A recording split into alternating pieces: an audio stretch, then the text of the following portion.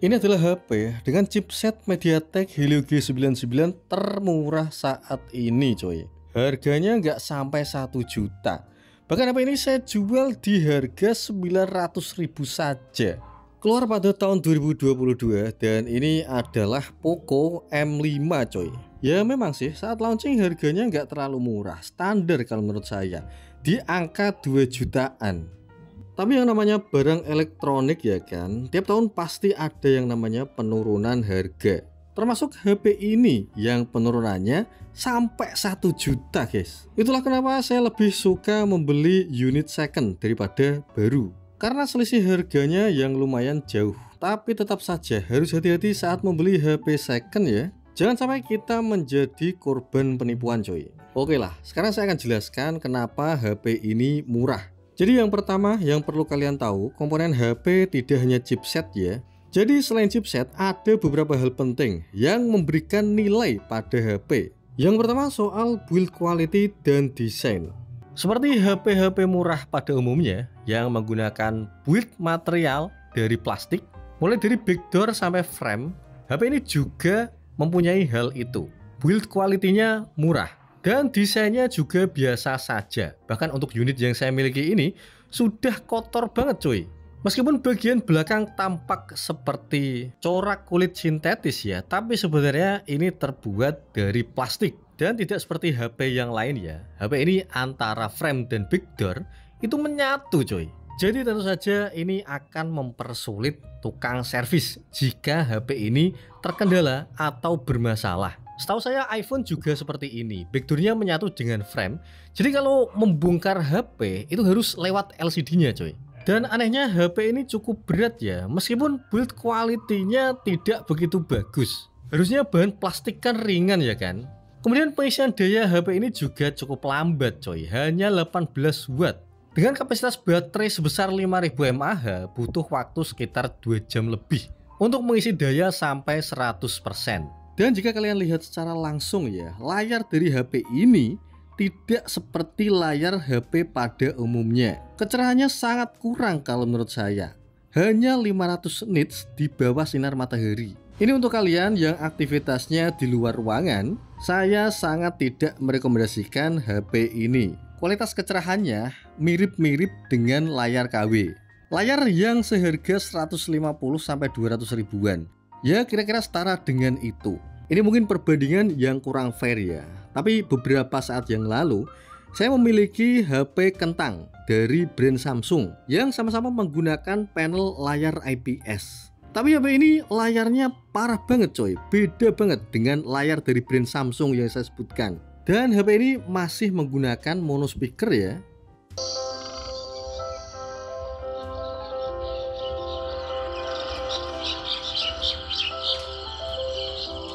Kalau untuk scrolling oke lah. Selain ini chipsetnya bagus, HP ini juga mendukung refresh rate yang sampai 90 Hz coy. Dan kalian tahu apa kelebihan dari 90 Hz ini? Yang pertama, secara penggunaan baterai jelas lebih irit dibandingkan dengan refresh rate tinggi. Yang kedua, scrolling tetap lancar, nyaman banget dipakai coy. Dan meskipun HP ini tergolong jadul ya, umurnya sudah 3 tahun guys, tapi masih mendapatkan update HyperOS coy. Untuk unit yang saya miliki ini internalnya 128 GB ya. Karena HP ini menyediakan dua varian, 64 sama 128. Oke, kita pindah dulu aja. Nah, kalau di dalam ruangan seperti ini terlihat lebih jelas guys. Meskipun kapasitas internalnya lumayan, yang bikin nyesek adalah RAM-nya. HP ini hanya dibekali RAM sebesar 4 GB saja. Di tahun ini RAM 4 GB itu kurang masuk coy.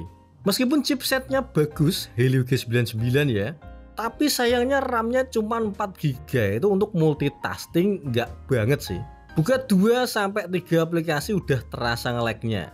Jadi solusinya kalau pakai HP ini, sering-sering aja nge-close aplikasi yang berjalan di latar belakang, supaya performanya tetap lancar coy. Dan kalau kalian hobi nge-game, sebelum nge-game close aplikasi yang berjalan dulu. Baru setelah itu jalankan gamenya. Kalau soal performa, nggak perlu ditanyakan.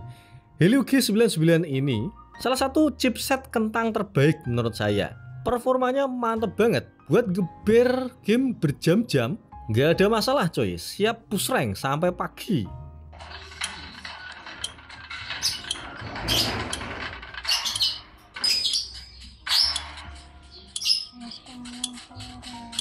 Angger muter-muter lah ben ketok gerak cuy.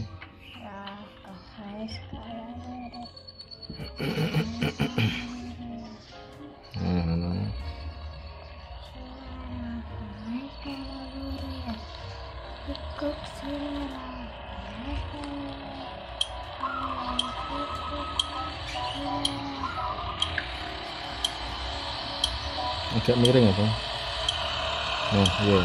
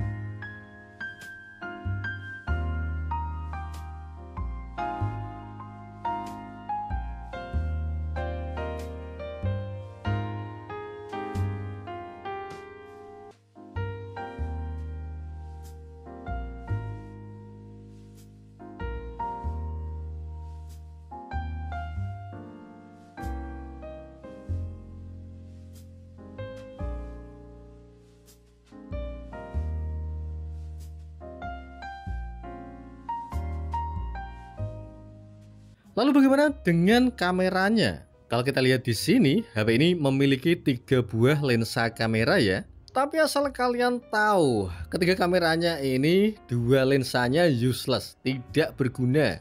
Yang berguna hanya satu saja, lensa utama, lensa tambahan yaitu lensa makro dan deep sensor. Gak ada tuh yang namanya lensa ultra wide.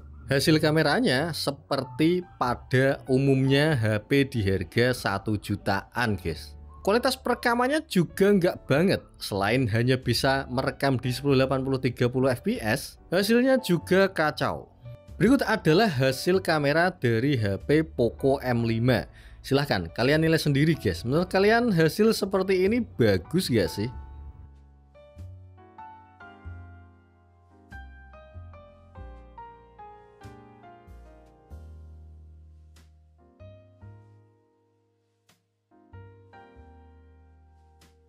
Dan berikut adalah hasil perekaman videonya. Gak ada gyro eyes, gak ada stabilisasi software. Ya hasilnya seperti inilah, bisa kalian lihat sendiri.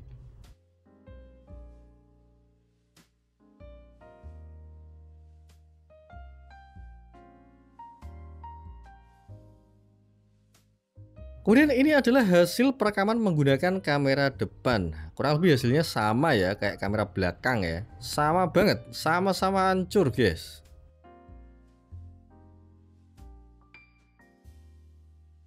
Oke, dan itu tadi adalah sedikit review singkat dari HP kentang Poco M5. HP kentang seharga kurang dari 1 juta yang kekurangannya banyak banget, mulai dari layar, build quality, kamera, sampai tingkat pengecasan semuanya minus. HP ini hanya bagus di chipsetnya saja. Tapi untuk harga segitu kira-kira worth it gak sih menurut kalian? Gak ada 1 juta loh ini. Oke, dan akhir kata terima kasih sudah mengikuti video ini sampai akhir. Jika kalian suka dengan video ini, silahkan like ya. Dan bagi kalian yang belum subscribe, tolong subscribe dulu guys, supaya saya lebih semangat membuat konten. Untuk kritik, saran, nasihat, serta hujatan, silahkan sampaikan di kolom komentar dengan sopan ya. Dan see you guys, assalamualaikum warahmatullahi wabarakatuh.